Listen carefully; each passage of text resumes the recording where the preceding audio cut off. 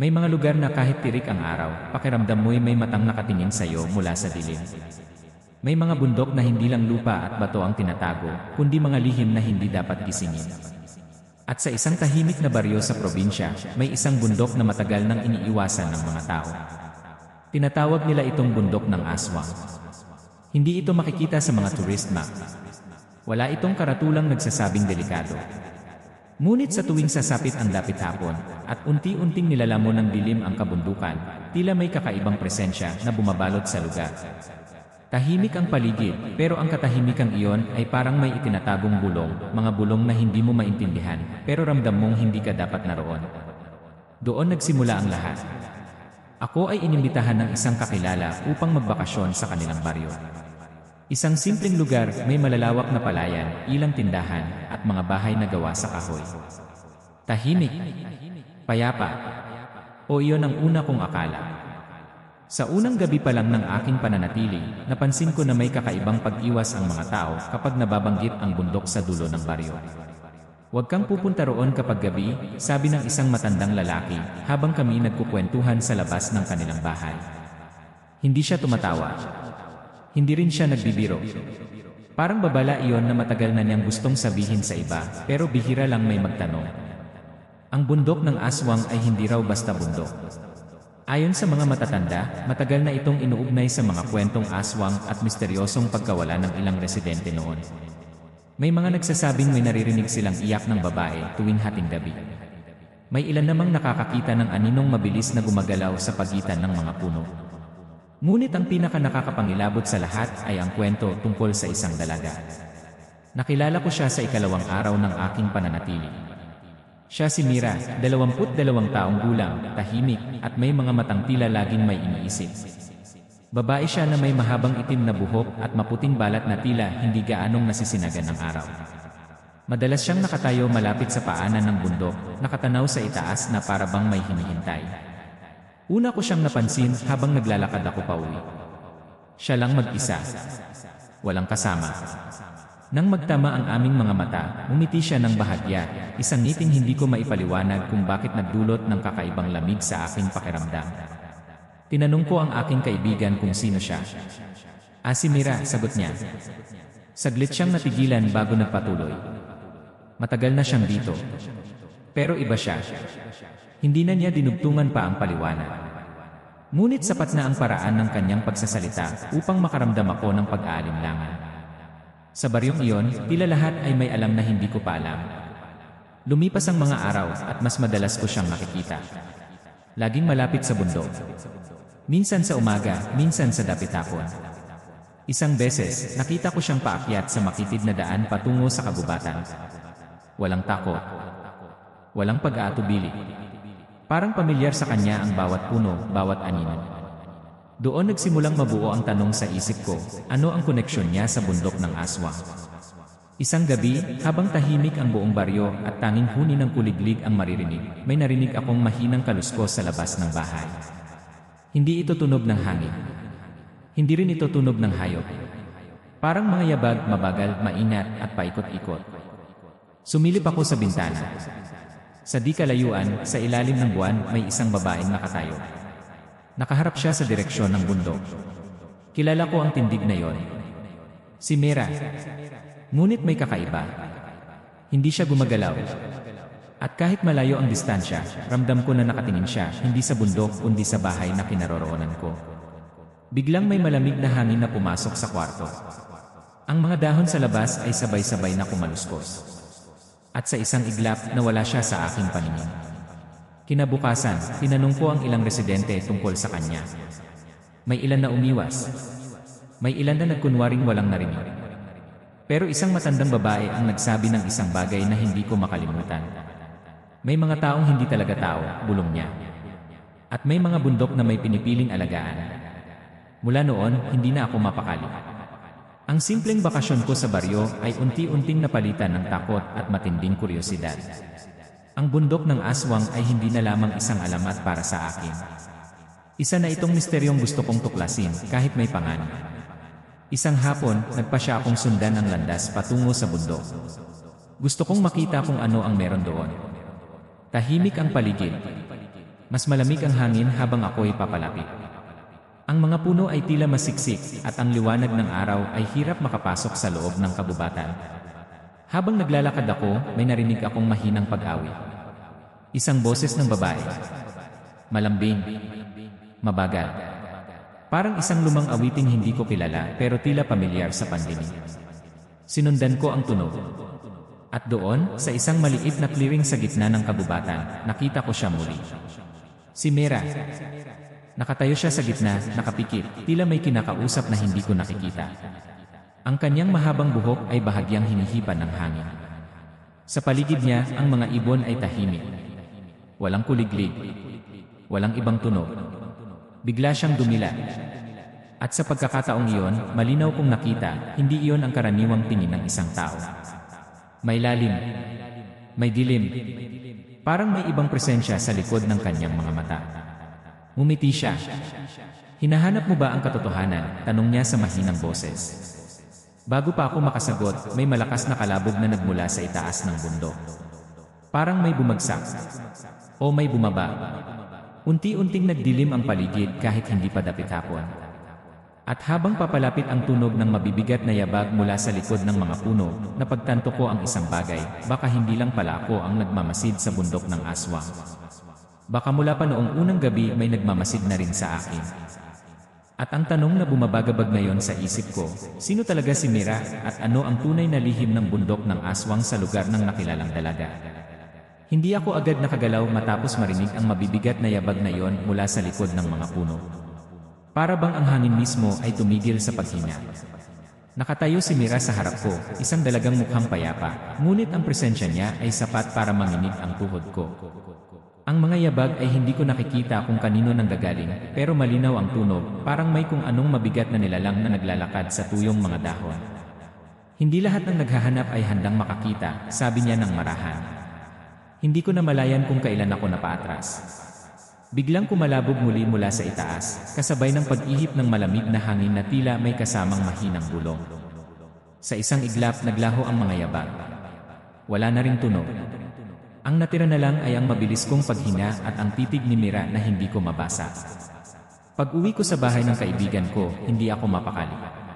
Pakiramdam ko'y may sumunod sa akin mula sa bundok. Ilang beses akong lumingon habang naglalakad, ngunit wala akong nakitang kahit sino. Nang gabing iyon, hindi ako nakatulog. Sa tuwing ipipikit ko ang mata ko, bumabalik sa isip ko ang itsura ni Mira sa gitna ng kabubatan, parang hindi siya nabibilang sa mundong ito. Kinabukasan, nagtanong ako tungkol sa kasaysayan ng bundok. Sa umpisa, iwas ang mga tao. Ngunit nang mapilit ko ang isang matandang lalaki na dating barangay tanod, may ibinahagi siya sa akin na mas lalong nagpalalim ng misteryo. Hindi iyan ang unang beses na may nakakita ng kakaiba roon, sabi niya. Noong dekada 90, may isang pamilya na tumira malapit sa paanan ng bundok. Tahimik sila. Isang mag-asawa at ang kanilang anak na babae. Hindi niya agad sinabi ang sumunod. Uminom muna siya ng tubig, tila nag-ipon ng lakas ng loob. Isang gabi, may narinig daw ang mga kapitbahay na sigawan mula sa bahay nila. Kinabukasan, wala na ang pamilya. Ang bahay ay bukas, pero walang bakas ng pakikipaglaban. Parang basta na lang sila naglaho. May nakita bang katawan? Tanong ko. Umiling siya. Wala. Pero may mga nagsasabing may nakitang dalagang gumagala sa bundok makalipas ang ilang linggo. Kamukha raw ng anak nila. Bigla kong naalala si Mira. Hindi ko sinabi ang iniisip ko. Pero sa isip-isip ko, imposible naman siguro iyon. Ayon sa kwento, higit 20 taon na ang nakalipas. At si Mira, mukhang hindi lalagpas sa 22 taong gulang. Habang tumatagal ang pananatili ko sa baryo, mas dumarami ang hindi maipaliwanag na pangyayari. Tuwing gabi, may naririnig akong mahinang pagkatok sa dingding ng kwarto ko. 3 beses. Hihinto. Pagkatapos ay 3 beses muli.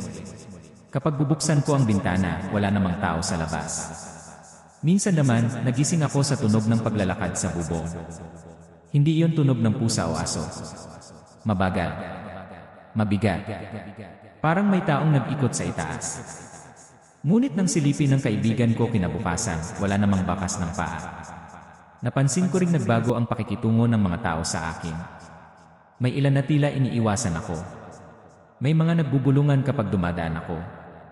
Isang hapon, narinig ko ang dalawang babae sa tindahan na nagsabing siya na siguro ang napili. Napili? Para saan? Mas lalo akong naengganyo na alamin ang totoo.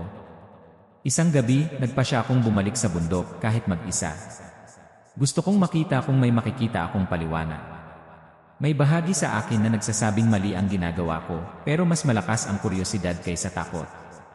Habang paakyat ako, napansin kong tila mas madilim ang paligid kaysa dati. Ang mga puno ay parang mas dikit-dikit at ang hangin ay may kakaibang amoy, hindi mabaho pero hindi rin normal. Parang lumang kahoy na nabasa ng ulan at naiwan sa lilim ng maraming taon. Nang marating ko ang clearing kung saan ko huling nakita si Mira, wala siya roon. Ngunit may nakita akong hindi ko napansin dati, isang lumang altar na yari sa bato, halos natatakpan na ng lumot at damo. May mga nakaukit na simbolo na hindi ko maintindihan.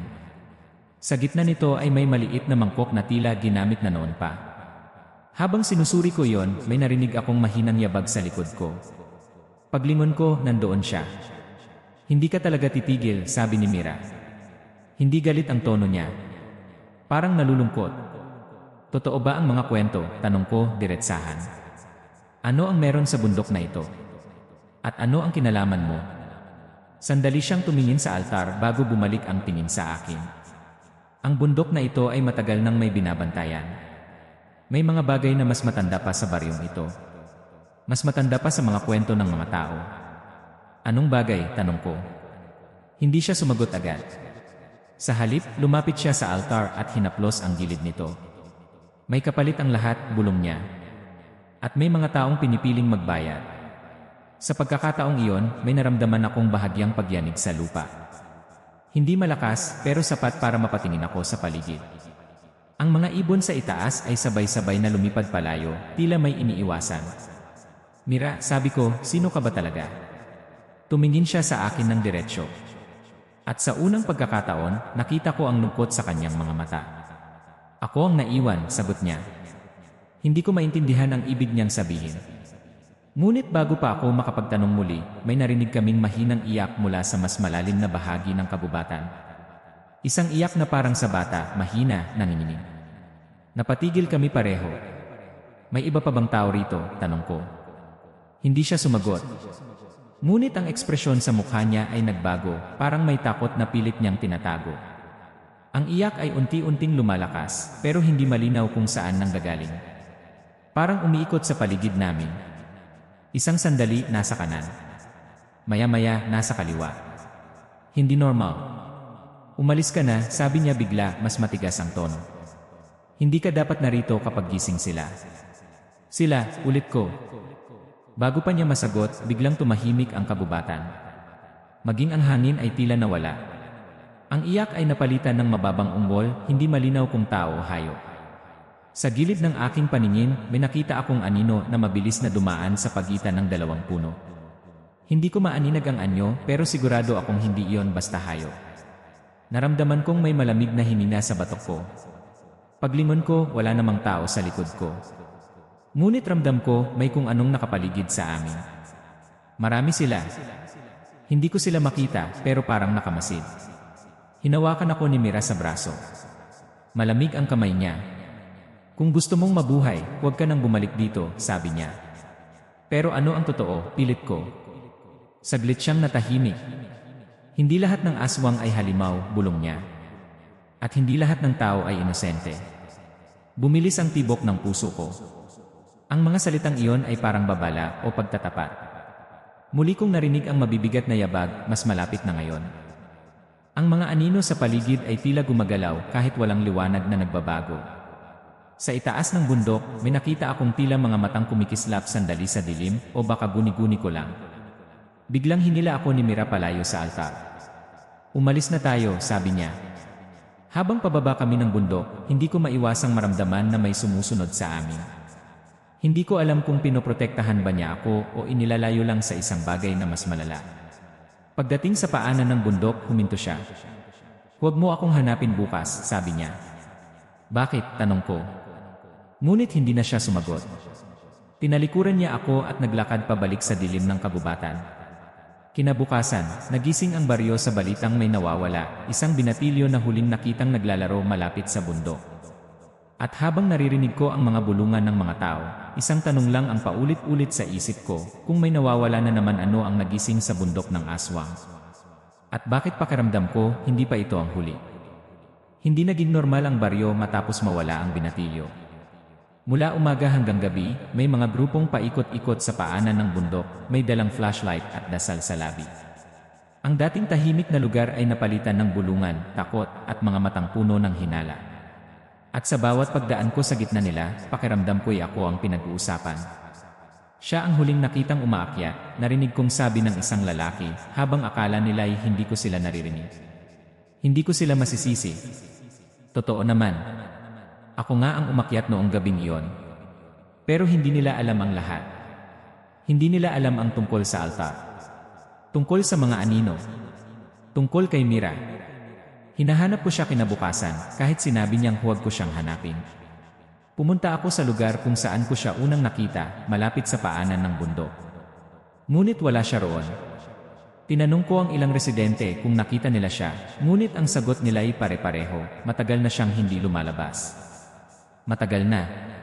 Kahapon lang ay kasama ko siya sa bundok. Mas lalo akong nalito nang sabihin ng kaibigan kong tinutuluyan ko na bihira raw talagang makita si Mira sa baryo. Hindi nga namin alam kung saan talaga siya nakatira, sabi niya.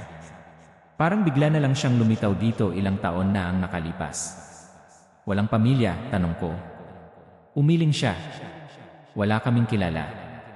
Sa gabing iyon, hindi na pagkatok sa dingding ang gumising sa akin. Isang mahinang iyak ang narinig ko, parang sa batang nawawala. Parehong iyak na narinig ko sa bundok. Hindi ito nanggagaling sa labas ng bahay. Mas malapit. Parang nasa loob mismo ng kwarto. Napaupo ako sa kama, nanginginig. May tao ba riyan? Bulong ko. Walang sumagot. Ngunit ang iyak ay unti-unting napalitan ng mahinang pagtawa, hindi malakas, hindi rin malinaw. Parang nagmumula sa ilalim ng sahig. Agad kong binuksan ang ilaw. Nawala ang tunog. Kinabukasan, napansin kong may mga gasgas sa kahoy na sahig malapit sa kama ko. Manipis, pahaba, parang bakas ng kuko. Hindi iyon naroon noong unang araw ko sa bahay.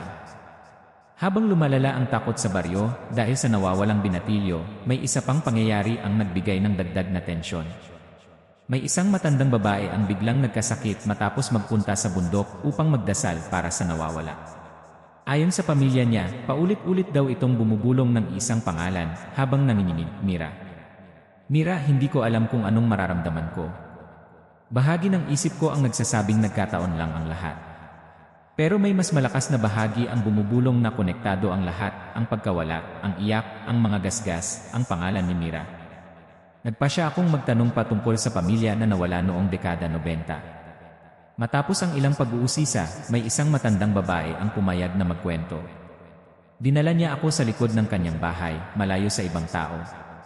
Ang anak nila, sabi niya, ang pangalan ay Miriam. Parang may malamig na tubig na ibinuhos sa ulo ko. Pero sabi mo, dalaga siya noon, sagot ko.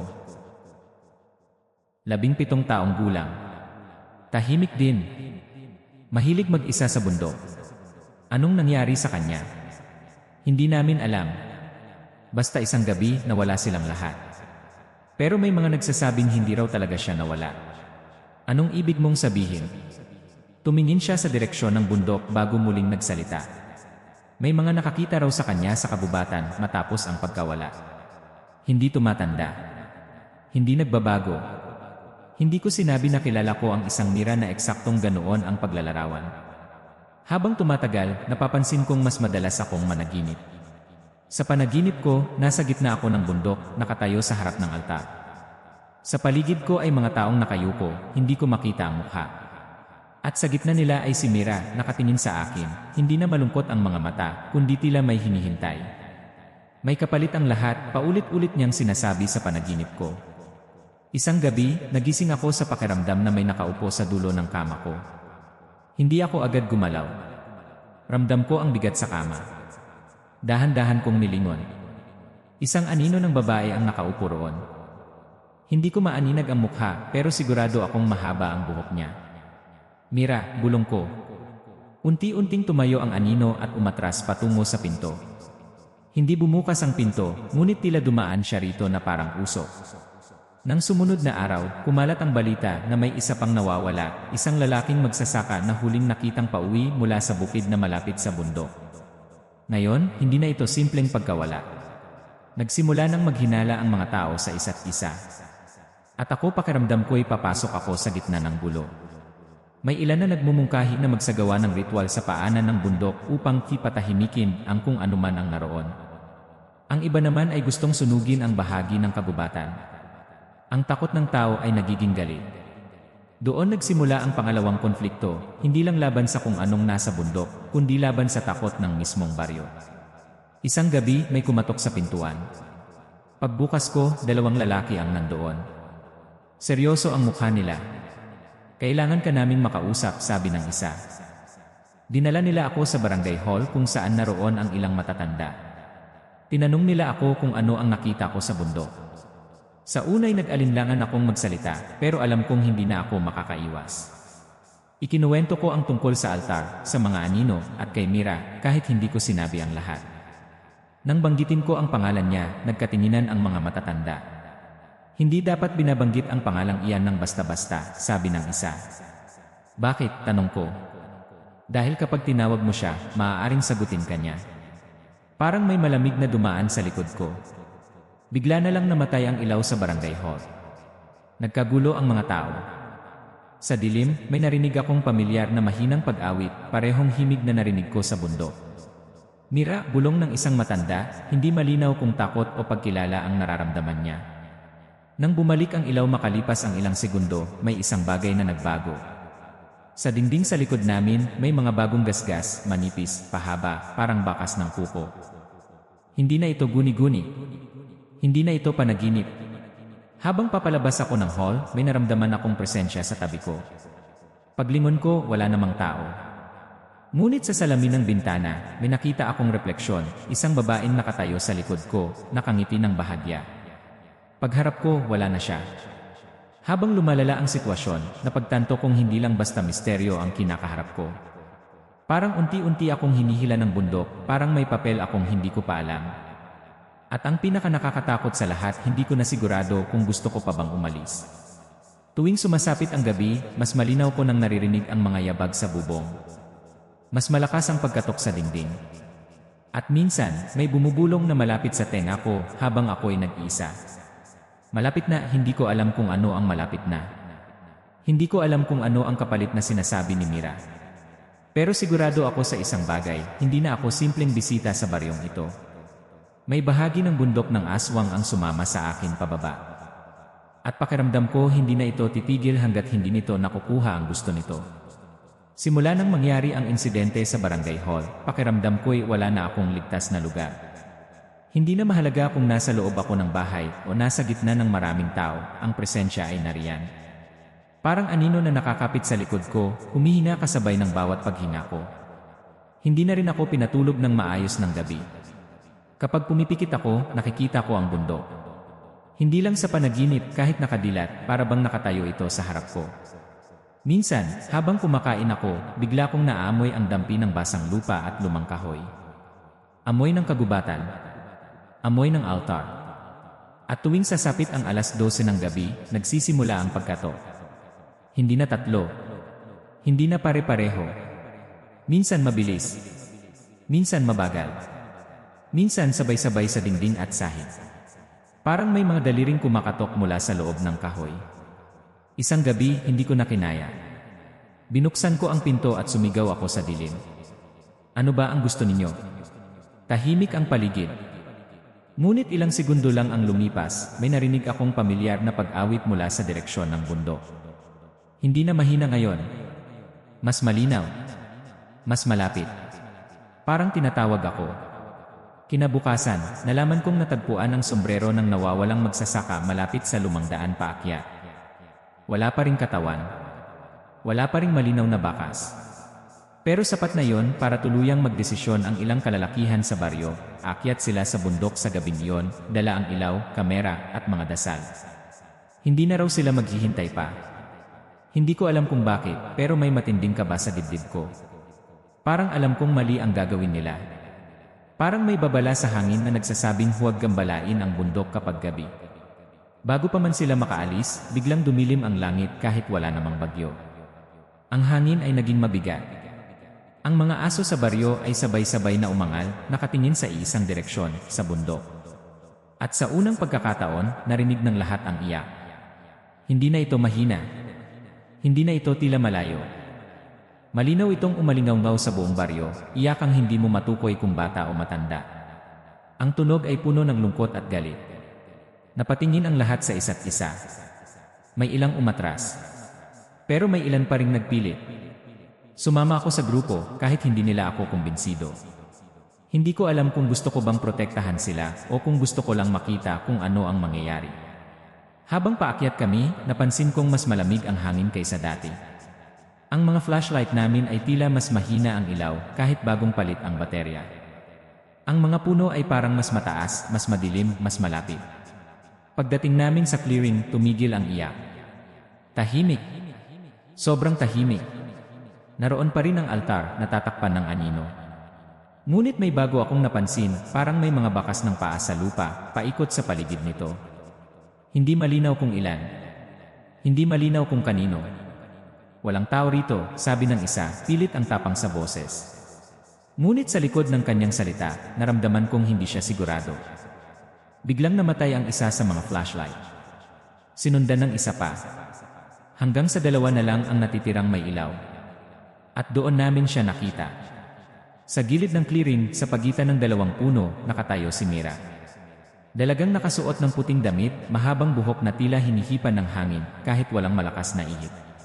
Nakatingin siya sa amin, hindi galit, hindi rin takot. Parang nag-aalala.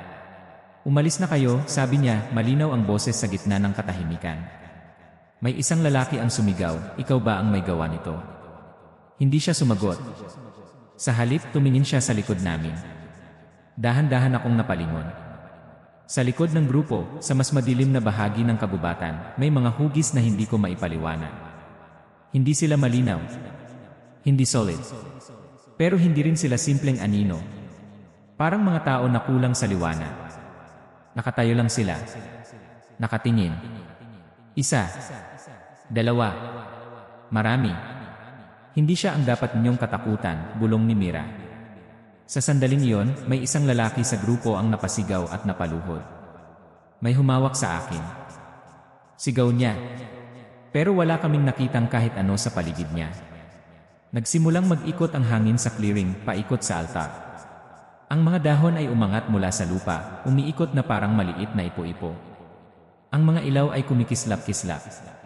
Hindi pa sila handa, sabi ni Mira, mas malungkot ang tono. Para saan? Sigaw ko. Hindi niya ako sinagot. Sa halip, tumingin siya diretsyo sa akin, parang ako lang ang nakikita niya sa gitna ng kaguluhan. At doon ko naramdaman ang pinakamatinding takot. Dahil sa likod ng kanyang mga mata, may kung anong gumagalaw. Hindi ko maipaliwanag. Hindi ko masabi kung ano. Pero malinaw, hindi lang siya ang naroon. Biglang may malakas na tunog mula sa itaas ng bundok, parang may malaking bagay na gumalaw. Ang lupa ay bahagyang umuga. May ilan sa grupo ang nagsimulang tumakbo pababa, hindi na lumilingon. Takbo, sigaw ng isa. Nagkagulo ang lahat. May nadapa. May sumigaw. Ang mga hugis sa likod ng kagubatan ay tila mas lumapit, hindi pa rin malinaw pero mas ramdam. Naiwan ako sandali, nakatayo sa gitna, hindi makagalaw. Mira, tawag ko. Lumapit siya sa akin, mas mabilis kaysa sa inaasahan ko. Hindi ko man lang nakita kung paano siya nakarating sa harap ko. Hindi ka na pwedeng bumalik sa dati, sabi niya. Anong ibig mong sabihin? Pinili ka na. Pinili para saan? Bago pa siya makasagot, may malamig na hangin na dumaan sa pagitan namin. Ang mga hugis sa paligid ay parang sabay-sabay na yumuko, hindi ko alam kung sa amin o sa altar. Umalis ka na, bulong niya, halos pakiusap. Habang kaya mo pa. Kasama ka, tanong ko. Sandali siyang natahimik. At sa unang pagkakataon, may nakita akong bahid ng takot sa kanyang mukha. Hindi ako maaaring umalis, sagot niya. Sa likod namin, may narinig akong mabigat na hakbang, hindi na tulad ng dati na tila malayo. Malapit na. Sobrang lapit. Unti-unting nagdilim ang paligid kahit may hawak pa akong flashlight. Parang kinakain ng dilim ang liwanag. Mira, bulong ko. Kapag tinawag ka nila, sabi niya, huwag kang sasagot. Sino ang at doon ko narinig ang boses. Mahina. Mula sa likod ko. Pamilyar ang tono.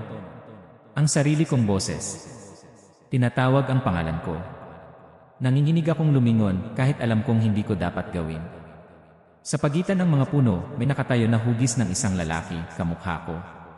Parehong tindig. Parehong taas.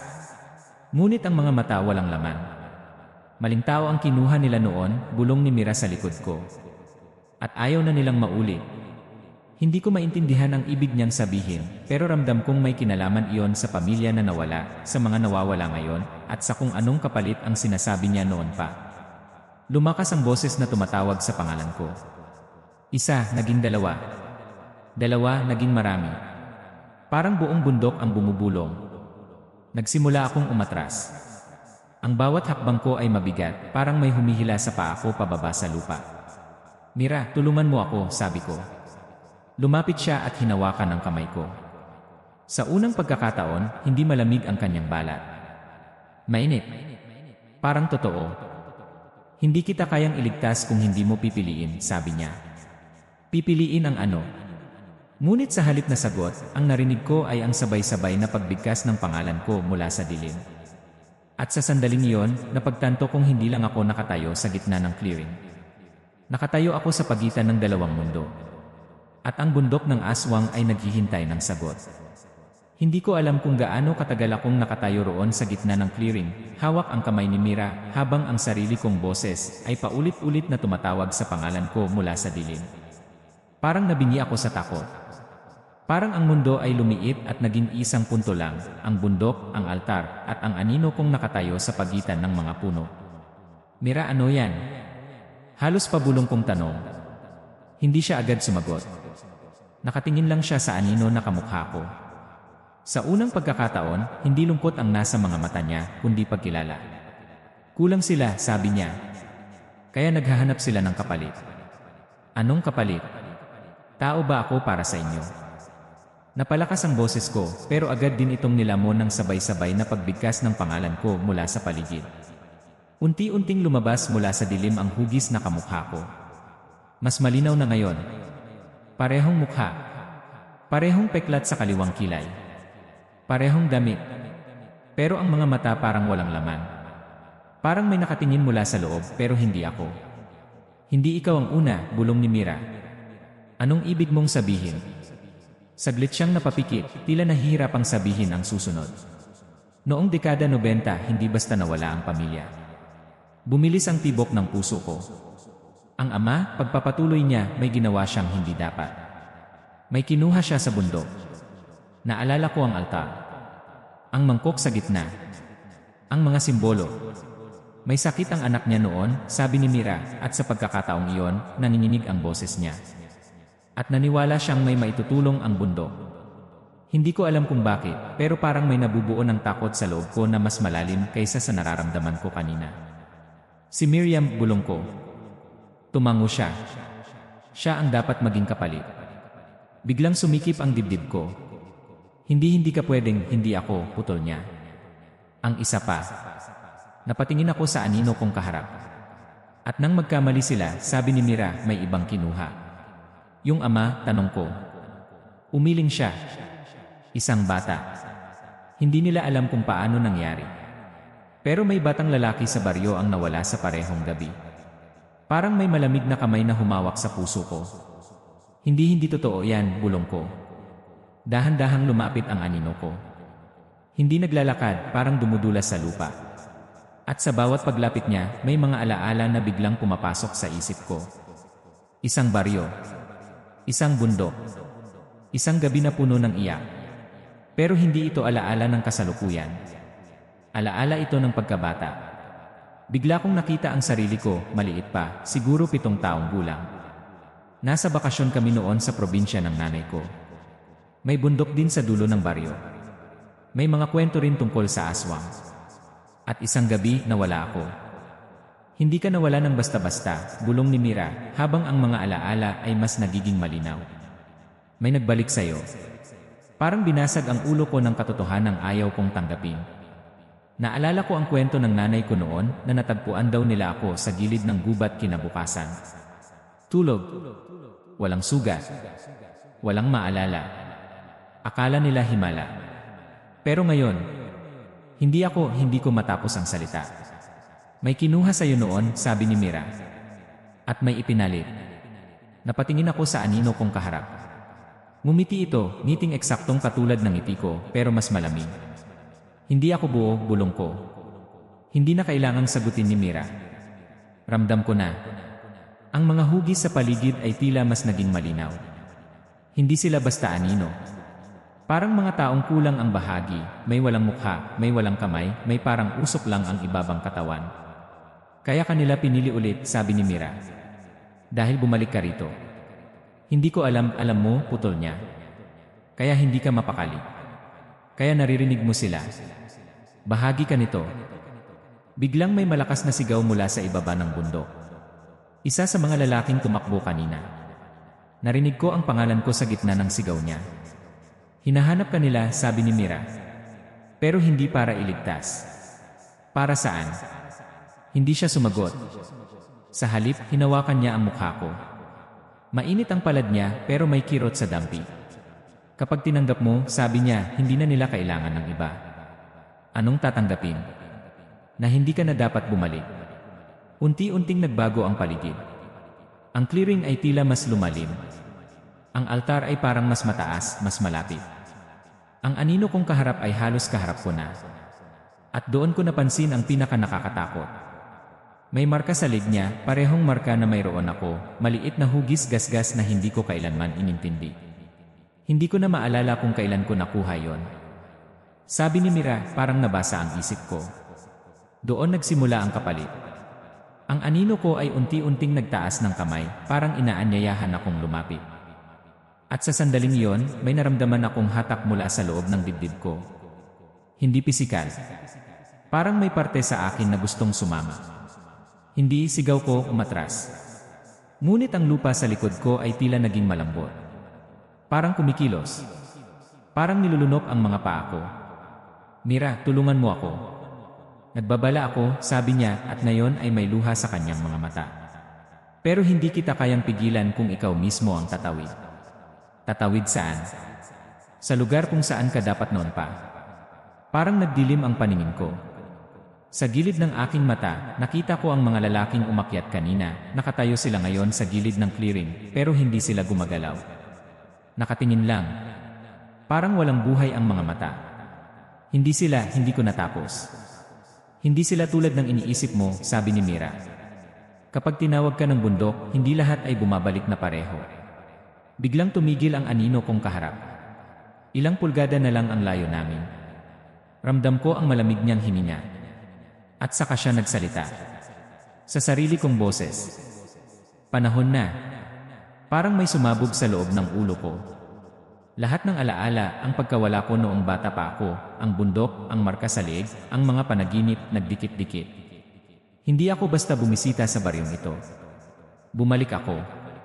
Hindi ko alam kung sinasadya o hindi. Pero may parte sa akin na matagal nang hinihila pabalik. Mira, bulong ko.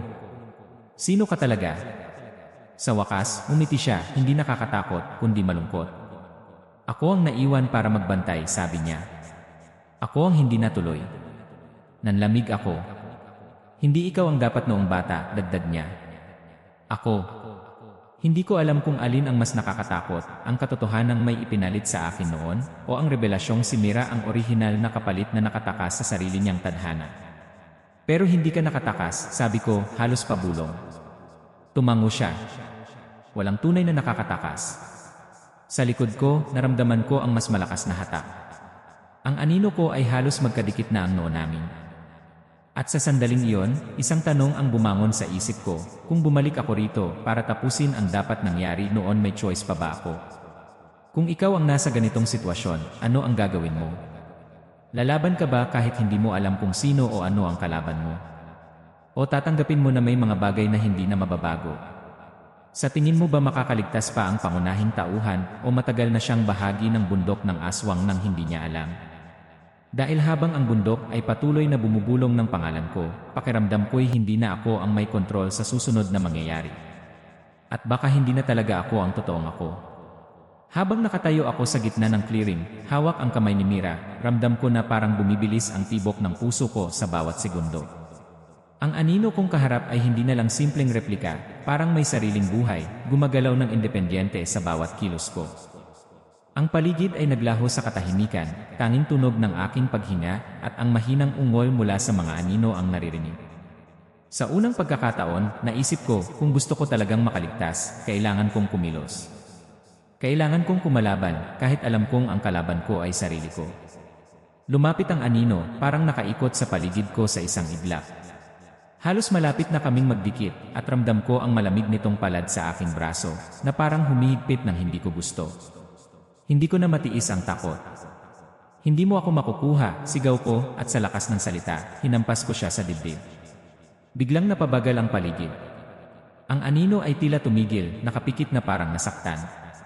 Ngunit bago pa ako makapagsaya, umikot ito sa isang bilog sa clearing, parang may sariling plano, may sariling galaw na hindi ko maintindihan. Hindi mo maiwasan, bulong ni Mira, hawak pa rin ang aking kamay. Ngunit sa kabila ng kanyang tono, may pag-asa sa mga mata niya, parang alam niyang may paraan. Nagulat ako nang sabihin niya, gamitin mo ang sariling lakas mo, ang pagkatao mo, hindi ang takot mo. Mabilis akong umisip. Ano ang pagkatao ko? Ang alaala ko, ang pamilya ko, ang kabutihan ko. Pero paano ko ito gagamitin laban sa sarili kong anino? Habang iniisip ko, napansin ko ang altar, ang lumang bato na may mga ukit, ang mangkok sa gitna. Bigla kong naalala ang sinabi ni Mira noon, may kapalit ang lahat at may ipinalit. Ang puso ko ay kumulog at sa parehong pagkakataon, naramdaman kong may parte ng aking sarili ang kulang. Ang anino ko ay kumakatawan sa nawawalang bahagi na iyon. Kung gusto mong manatiling buo, sabi ni Mira, kailangan mong harapin ang sarili mo. Mabilis kong nilapitan ang altar. Tinignan ko ang mangkok at sa unang pagkakataon, nakita kong may tubig sa loob, malinaw, parang salamin. Pinagmasdan ko ang anino ko sa tubig at sa pagkakataong iyon, naramdaman ko ang buong bigat ng takot at pagkakulong sa sarili kong kahinaan. Lumakas ang mga yabag sa paligid, parang ramdam ng bundok ang aking pangamba. Tumayo ako ng matatag, hinawakan ang sarili kong anino sa tubig. Hindi ka ako, sigaw ko. Ako ang sarili ko at hindi kita ipapalit. Parang sumabog ang hangin sa clearing. Ang mga hugis sa paligid ay nagsimulang kumilos, parang iniiwasan ang enerhiya na lumalabas mula sa mangkok. Ang anino ko ay unti-unting nagkunot, parang nagkakaroon ng sariling kamalayan. Tumalon ito sa tubig at parang sumisipsip pabalik sa mangkok, dahan-dahan, habang hawak ko pa rin ang kamay ni Mira. Ngunit bago matapos, may naramdaman akong matinding hilahil sa dibdib. Parang may humihila mula sa ilalim ng lupa. Ang lupa sa clearing ay nagiging parang usok, unti-unting bumabalot sa aking mga paa. Ang anino ko ay hindi na lamang humarap sa akin, parang buong bundok ang bumabalot sa aking paligid. Biglang nakakita ako ng kumikislap sa gilid ng clearing, mga mata na hindi tao, nakatingin sa akin mula sa dilim. Ngunit sa halip na umatake, parang naghintay sila, nakatingin lang, sinusubaybayan ang galaw ko. Ramdam ko na may matinding panganib pa rin sa paligid, ngunit hindi ito diretsahang umatake. Parang sinusuri nila kung karapat-dapat akong manatili. Isang huling hakbang, bulong ni Mira sa tabi ko. Kung gagawin mo ito, hindi ka lang ligtas kundi buo. Huminga ako ng malalim at sa pagkakataong iyon, nahanap ko ang lakas na matagal ko nang hinahanap. Tinapik ko ang sarili kong anino sa tubig at sabay na hinigop ang malamig na enerhiya na bumabalot sa mangkok. Parang kumislap ang buong clearing, mga ilaw na mula sa buwan at flashlight ay naghalo sa usok at hamog. Ang mga hugis sa paligid ay tila huminto sa pag-ikot. Ang anino ko ay unti-unting naglaho na parang hindi kailanman nandoon. Ngunit bago ako makapagpahinga, may narinig akong sigaw sa likod, isang boses na pamilyar at nakakatakot. Ang mga mata sa dilim ay biglang kumislap at isa sa mga hugis ay unti-unting nagpakita. Isa itong babaeng may mahabang buhok na nakatirik sa gilid ng clearing. Ang mukha niya, hindi ko maintindihan, kamukha ni Mira, ngunit may kakaibang liwanag sa mga mata na hindi ko nakita kanina. Hindi ito tapos, bulong niya, at bigla siyang nawala, parang usok. Tumayo si Mira sa harapan ko, tinutulungan akong huminga. Ngayon, ligtas ka na ngunit may ibang nakatingin. May ibang naghihintay sa tamang pagkakataon. Pakiramdam ko'y nagbago ang buong clearing. Ang init ng buwan ay bumalik, ang hamog ay nagkalat sa hangin, at ang paligid ay tila na ibalik sa normal, ngunit ramdam kong may bakas pa rin ng presensya. Ang mga anino, ang bundok, ang mga matang hindi tao, lahat ay nag-iwan ng pangmatagalang bakas sa aking isipan. Sa wakas, huminga ako ng malalim at bumalik ang katawan ko sa normal na pakiramdam. Ngunit bago kami umalis ng bundok, tumingin ako sa gilid ng clearing. May isang bakas ng paa, isa pa, hindi akin, hindi ni Mira. Parang naghintay, nakatanaw sa amin. Anong ibig sabihin nito?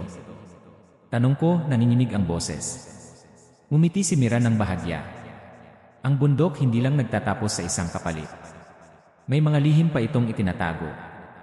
At sa sandaling iyon, napagtanto ko, ang labanan ay tapos na, ngunit ang misteryo, ang bundok, at ang mga nilalang na nakatago dito, hindi pa tapos. Ano ang gagawin mo kung ikaw ang nasa ganitong sitwasyon? Tatanggapin mo ba ang katotohanan, o lalaban ka pa rin kahit alam mong may mas malalim na panganib na nag-aabang? Sa tingin mo ba makakaligtas ang pangunahing tauhan sa susunod na hakbang, o may nakatayo pa rin sa dilim, naghihintay ng tamang sandali? Ang bundok ay tahimik na muli, ngunit ramdam ko, hindi na ito ang huli. Pagkatapos ng pangyayari sa clearing, bumalik kami ni Mira pababa sa paanan ng bundok, tahimik na tahimik, parang bawat hakbang ay may dala pang bigat. Ang hangin ay malamig pa rin, ngunit hindi na kasing mabigat ng mga nakaraang gabi. Ramdam ko ang bawat kalamnan ko, bawat tibok ng puso ko, at ang alaala ng anino kong kaharap sa altar, parang bakas na hindi mawawala. Hindi ko alam kung ito ba'y tunay na nangyari o parte ng panaginip na naghalo sa realidad, pero ang marka sa leg ko ay naroon pa rin, maliit na paalala ng kung ano ang aking hinarap. Pagdating sa baryo, napansin ko ang pagbabago. Ang mga tao ay tahimik, ngunit hindi natakot ang nakikita sa kanilang mga mata, may halong pagkabahala, pagkausisa, at pag-aalala.